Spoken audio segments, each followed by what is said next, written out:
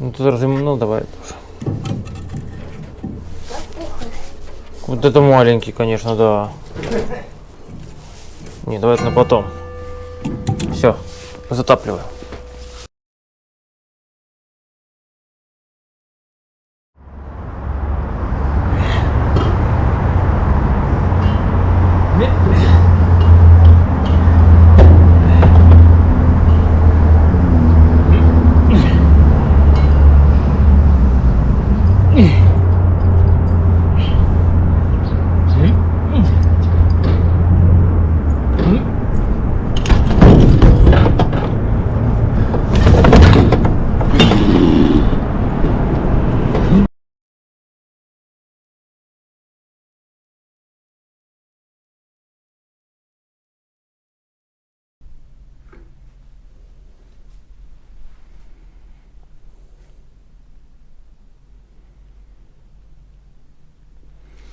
И всем доброго дня! С вами самостройщик Леха, и мы продолжаем. Сегодня в заключительной серии мы должны уже запустить наш камин. Коротко введу в курс дела. Примерно 2-3 месяца назад положили старт. Думаю, что все, пора заканчивать ремонт. Сейчас мы сделаем камин и лед тронется. Закончим зал, полы, потолок, лестницу и уже все. Ну все, камин пора делать. Залили маленькую подготовку, сделали фундамент, такой прям мощный, под тяжелый будущий кирпичный камин, а именно хотели сделать голландку. Вот фотографию сейчас видите. Стали искать кирпич, то есть, все материалы комплектующие, дверцы, там ткани, шамотный кирпич, дымоходы и мастера. Посчитали, аккумулировали, выходит где-то 400-600 тысяч. И все мастера заняты. И учитывая, что таких денег у меня особо-то и никогда не было, я понял, что дешевле будет, раз уж для души, поставить обычный камин. Для этого необходимо было сделать 1-2 вылазки в какой-то большой зал, где есть выставка этих самых каминов, чтобы потрогать их, пощупать, прицениться, посмотреть, когда будет все смотреться и так далее. И такой центр мы нашли. Это была компания Везувий, там был большой выставочный зал. Сначала походили, посмотрели, потом нам дали добро, и мы даже немножко поснимали. В начале предыдущего ролика, кто не смотрел, очень рекомендую, ссылочку оставлю в описании. Первые 3 минуты, мне кажется, это было вообще лучшее, что мы снимали за последние пару месяцев. Так вот, в общем, приценились, нашли 2-3 модели, плюс-минус, стали прицениваться, как это будет смотреться, какую модель лучше взять. Естественно, выбор пал на самые топовые модели, то есть, естественно, самые дорогие. Самые красивые, естественно, самые дорогие, да. И согласились на выборе, соответственно, с женой. Согласовали, что он будет панорамный вид. То есть максимально, чтобы было больше видно огонь. А еще зачем ставить камин посреди зала? Не греться же, правильно? И оставалось еще взять все элементы по дымоходу.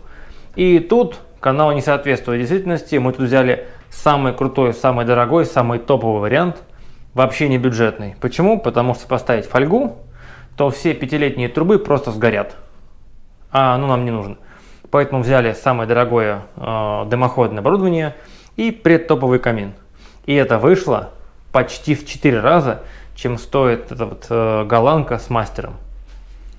Так что, можно сказать, почти сэкономил. Естественно, у нас мастера, который бы все это смонтировал, сейчас все заняты, сейчас сезон. Дядя Леша будет собирать все сам.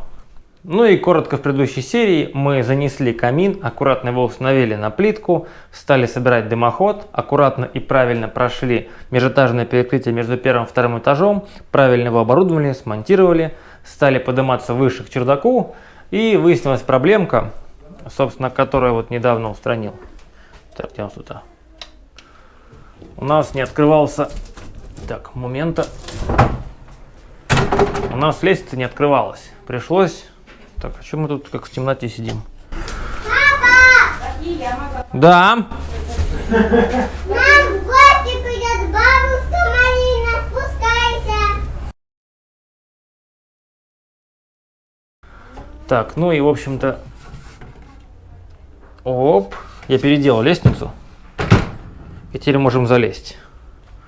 Неожиданно, правда? Так, сейчас я фонарик возьму.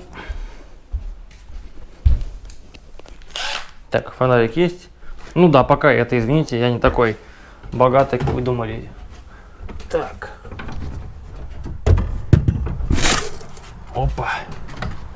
Ну а тут в принципе ничего не изменилось. От слова совсем. Я думаю, вам ничего не видно, мне тоже. Сейчас свет приволоку, посмотрим.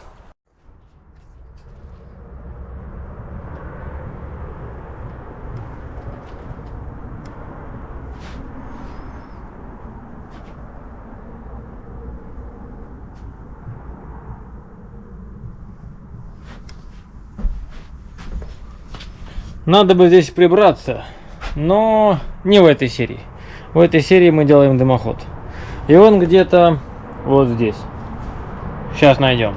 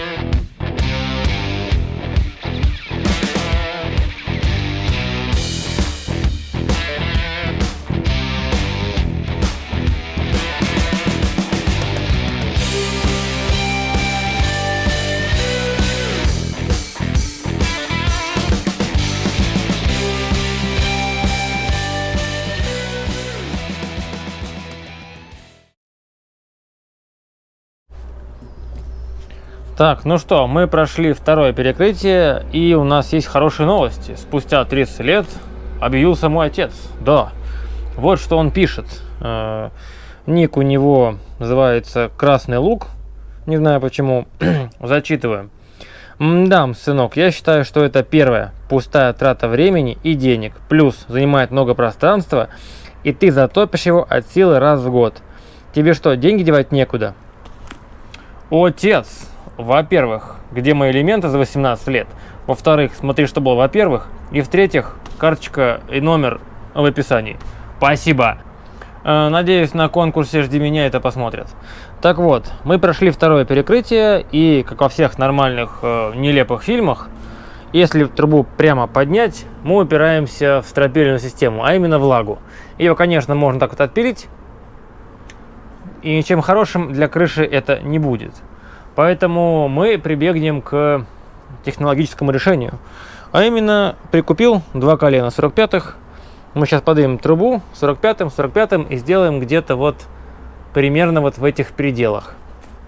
Главное, чтобы были отступы, чтобы сами лаги не нагревались.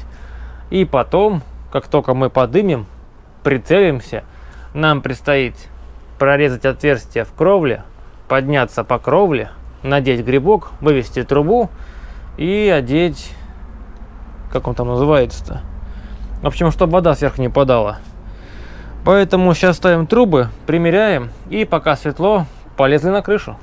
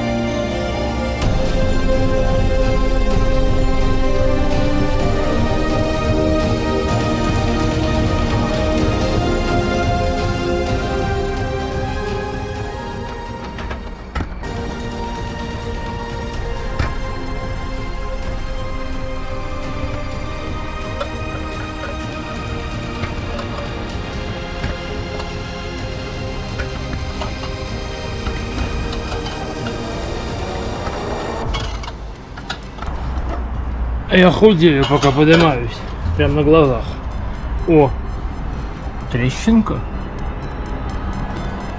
Нехорошо.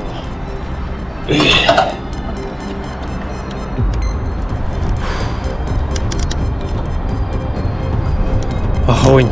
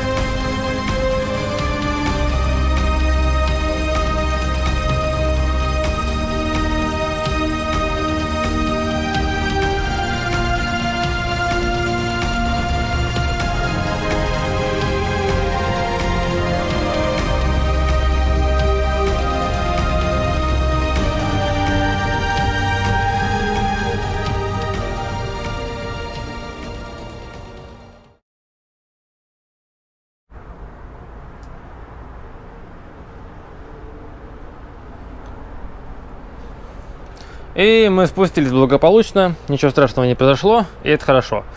Так вот, мы готовы выйти на крышу, поставить колпак, как он называется, и сверху дефлектор. Но для этого нужно уже, так мы поставим уже, и уже будет готовая сборка, подготовить всю нишу. А именно, все это нужно полностью разобрать.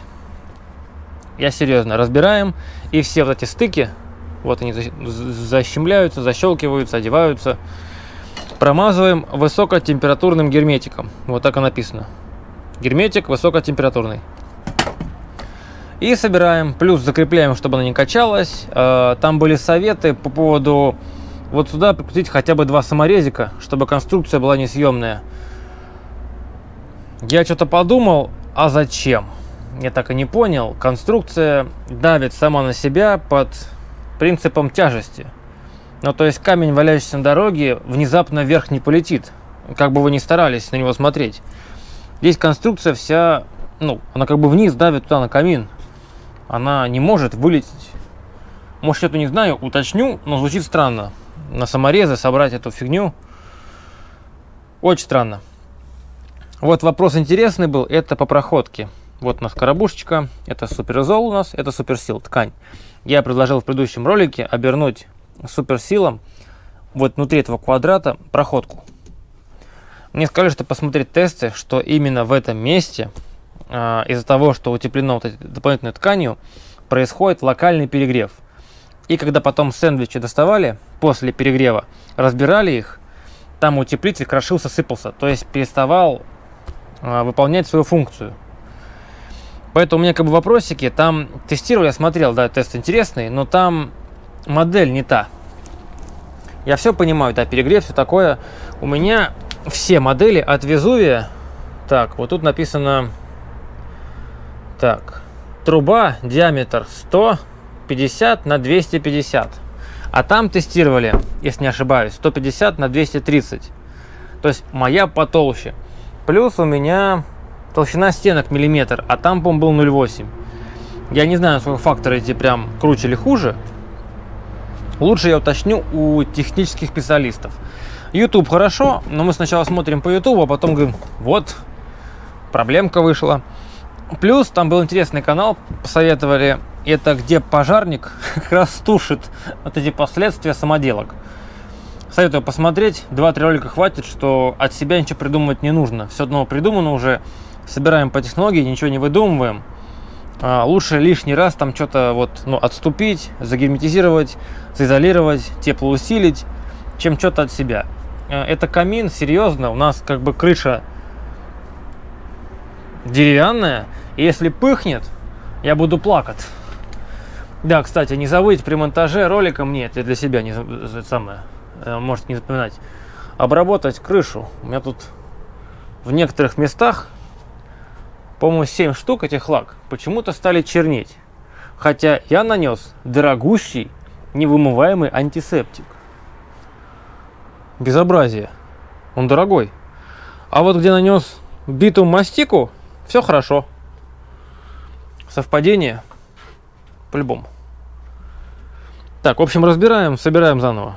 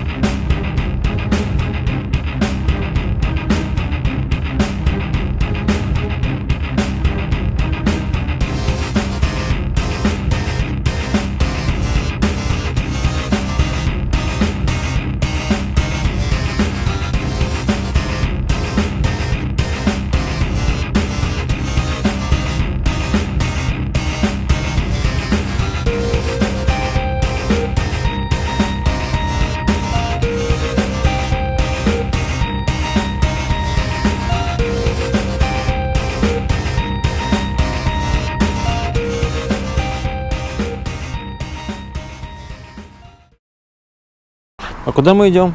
За дровами. А куда с дровами? Бабушки мои, не знаю. Пойдем. Она тебе 50 раз сказала. У нее в сарае дрова. А это наши дрова? А? Это наши дрова? Да. Да.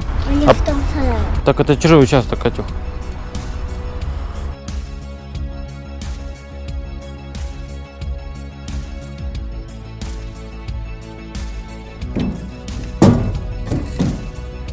Спасибо.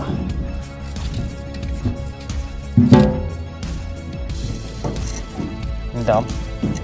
Нужны маленькие, Катюх. Маленькие.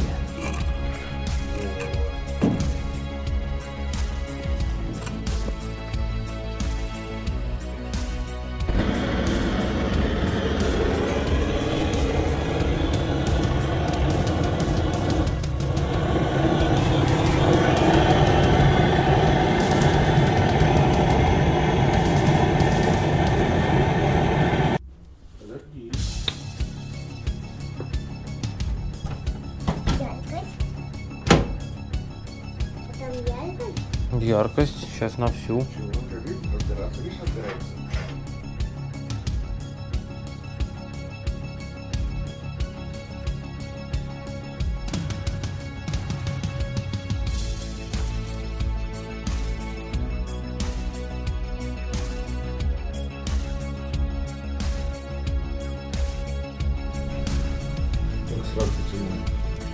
Теплом?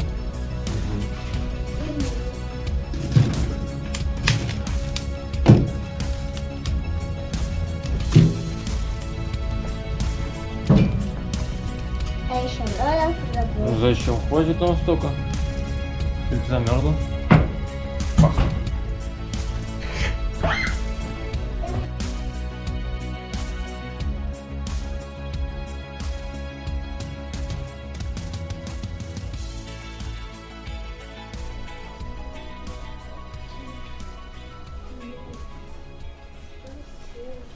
Дымовая завеса прямо в доме. Не знаю, хорошо на камеру видно, нет, но дыма тут прям... В общем, по-хорошему камин нужно 2-3 часа обжигать на улице, а мы обжигаем в доме. Ну, камера должна видеть пары. А, вот видно хорошо, прям видите? Обжигается, закаляется краска. Если на первом этаже еще, ну, как бы терпимо, вот фонариком видно, то на втором этаже, походу, ночевать сегодня никто не будет. Тут прям дымоган дымоганом. Дымоган. Так, сейчас я открою лючок хоть Дымоган в проветрим. твоей комнате дымоган. И в твоей комнате дымоган. А знаешь почему? Почему? Потому что ты инструкцию выкинула. Я не выкидывала инструкции. А куда ты ее дела? Я никуда не девала. Ее мамуха опять куда-то спрятала. Ну вот. Это не я. Если была инструкция, мы бы сейчас в дыму не ходили. Куда вы ходили? В чердак? Да. Вместе с тобой?